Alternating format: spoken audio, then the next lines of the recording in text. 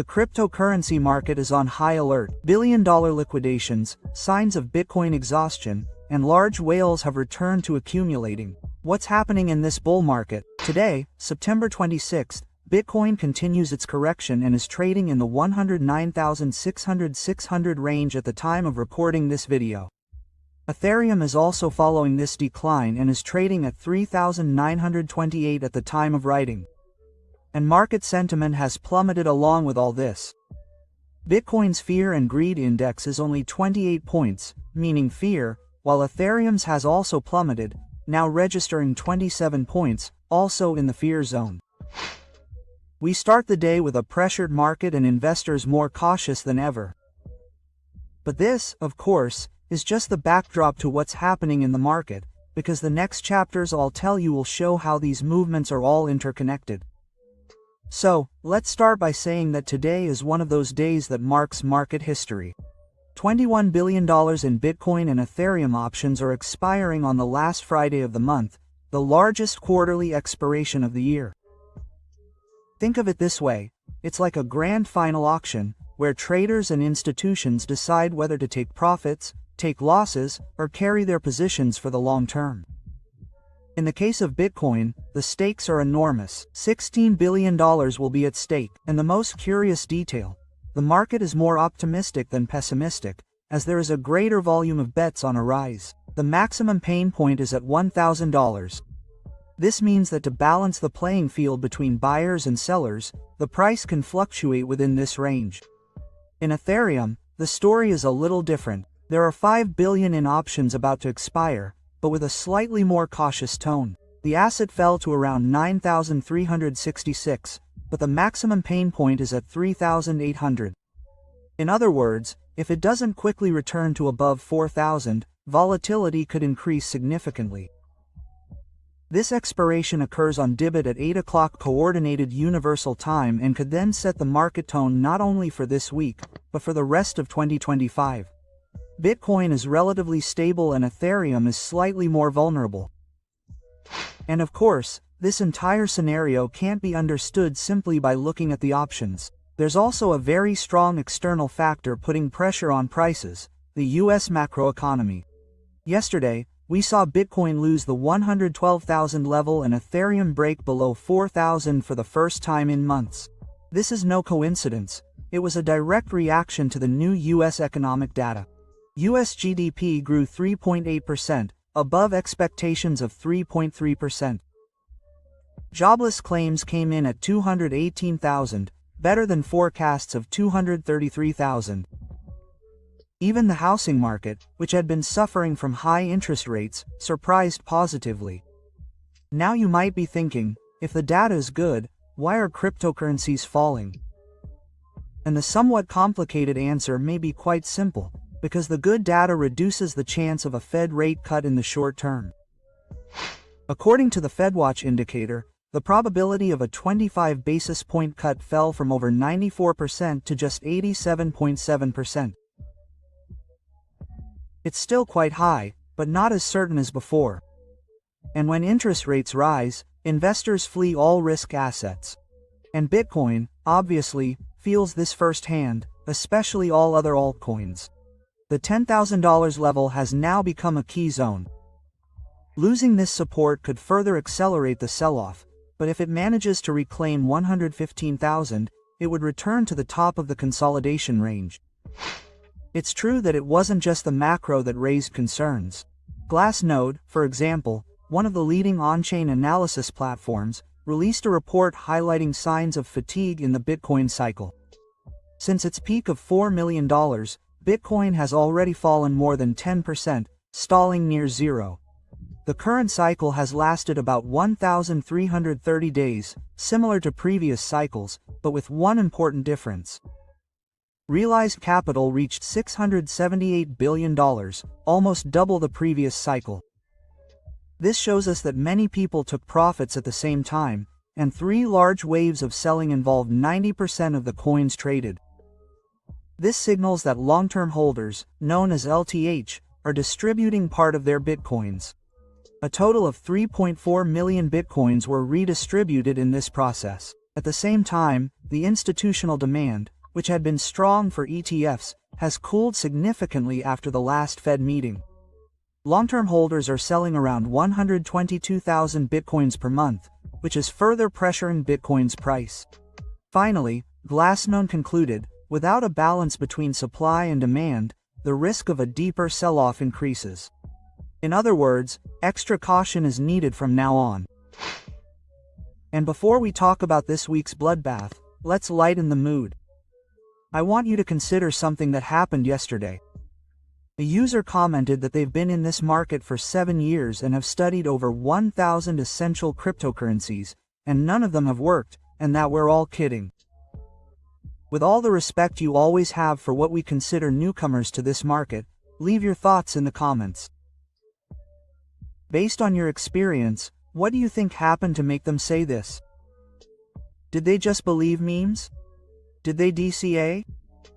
Because even if he bought all the Bitcoin peaks of previous cycles, just by holding, that is, keeping these cryptocurrencies in his portfolio, he would have already recovered from the loss long ago. So, let's go ahead and share your thoughts in the comments, and let's contribute to this investor who seems to have not fared so well with crypto investments. Now, let's talk about liquidations, because this week we saw a real bloodbath. On September 22nd, more than $1.7 billion in leveraged positions were liquidated in 24 hours, the highest number since March of this year. In 3 days, the market lost around $5 billion in liquidity. Much of these liquidations came from long positions, that is, traders betting on the rise and who were caught off guard by the fall, myself included. And there's another new detail in 2025, the influence of perpetDEX, decentralized perpetual derivatives exchanges. Platforms like Hyperliquid, GMS, and Aster grew significantly this year, offering extremely high leverage without the need for traditional registration. This obviously attracted traders, but it also significantly amplified risks. When the price dropped, these platforms' automatic engines liquidated positions en masse, thus increasing the cascade effect. Hyperliquid alone, for example, recorded individual liquidations of over $29 million in Ethereum. In short, then, the perpDEX didn't cause the entire crash, but obviously, with everyone leveraged, they further amplified the entire storm. But then, while many small investors were liquidated, whales did the opposite. They took advantage, as always, to accumulate. A newly created wallet withdrew 1,524 bitcoins, or almost $200 million. Another 10 wallets received a combined total of over 210,000 bitcoins in transfers from major players like Kraken and Galaxy Digital. And of course, it didn't stop there. Within hours, 11 other wallets received nearly 300,000 additional 1,000 bitcoins, equivalent to over $1.19 billion. In Ethereum, the movement was also historic. Nearly 400,000 Ethereums were accumulated in 24 hours by wallets that had never sold, only bought and held. This shows us that, despite the turbulent short term, major investors remain confident in the long term.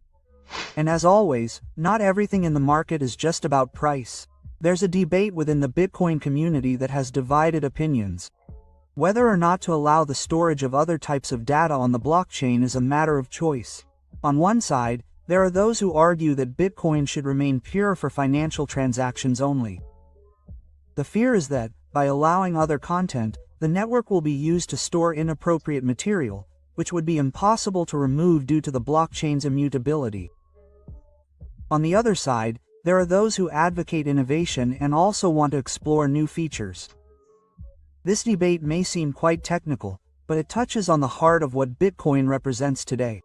Ultimately, we're talking about maintaining its original essence or opening up space for new uses, with all the risks that entails. To translate this, let's use an example from Brazil.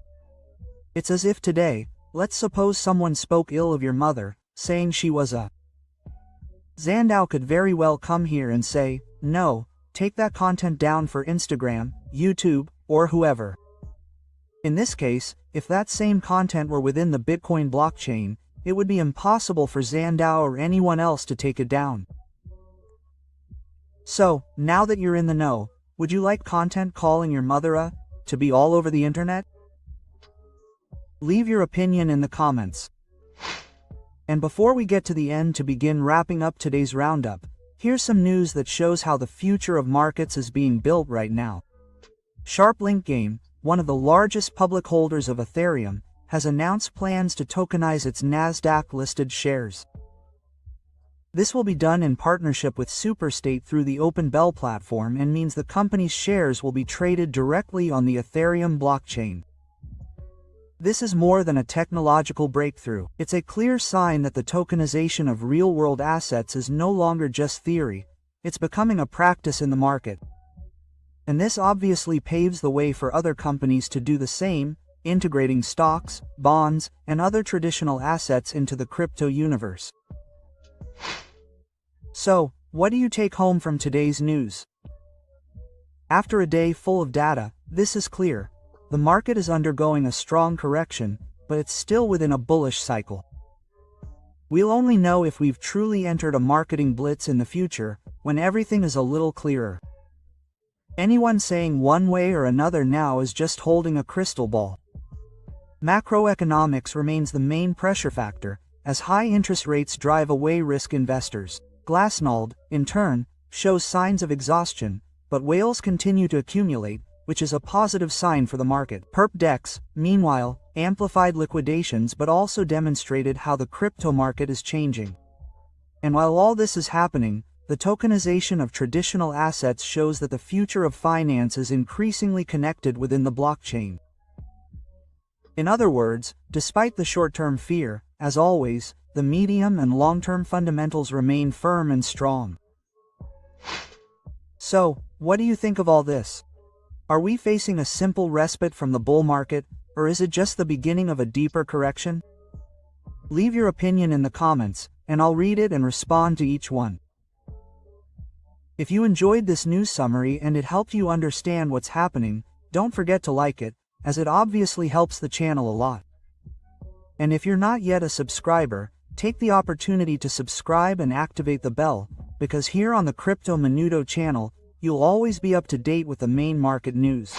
And now that we're approaching the weekend and there won't be any videos, if you want to stay up to date with the weekend's news, join our news channel on Telegram.